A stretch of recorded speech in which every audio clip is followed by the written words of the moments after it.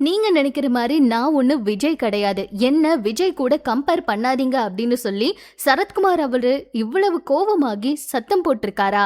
தமிழக அரசியல் களத்துல நடிகர் விஜய் அவருடைய தமிழக வெற்றி கழகம் எடுத்து வர ஒவ்வொரு அடியும் விவாதத்துக்கு உள்ளாகி வர நிலையில தற்போது பாஜகவில் இருக்க நடிகர் சரத்குமார் தாவேகா குறித்து அதிரடியான கருத்தை முன் வச்சிருக்காரு. என்ன யாரும் விஜய் அவர் கூட ஒப்பிட்டு பேசாதீங்க அப்படின்னு சொல்லி பேசியிருக்காரு. அதாவது சரத்குமார் அவர் பேசும்போது சரத்குமார் தன்னையும் விஜயும் ஒரே தட்டுல வச்சு பேசுபவங்களுக்கு தெளிவான பதிலடி கொடுத்தாரு. விஜய் அவர் கூட என்ன ஒப்பிட்டு பேசுறது முற்றிலும் தவறு, என்ன அப்படி பேசாதீங்க. தன்னோட அரசியல் பயணத்தை இப்பதான் அவரு ஸ்டார்ட் பண்ணி இருக்காரு. ஆனா நான் 1996 இருந்தே அரசியல்ல இயங்கி வந்துட்டு இருக்கேன். அவரு வளர்ந்த நடிகர், அவருக்கு நான் அறிவுரை சொல்ல முடியாது. ஆனா இன்னும் அவரை நான் ஒரு முழுமையான அரசியல்வாதியாவே ஏற்றுக்கல.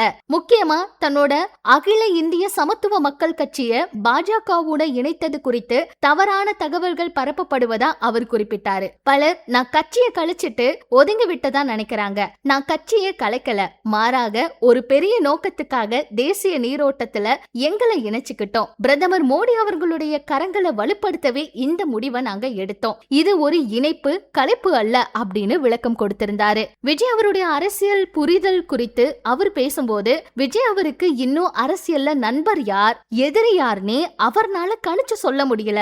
100 பேர் கூடுனா அது ஓட்டா மாறாது, கூட்டத்தை ஓட்டா மாத்துவது எப்படின்னு அவருக்கு தெரியல.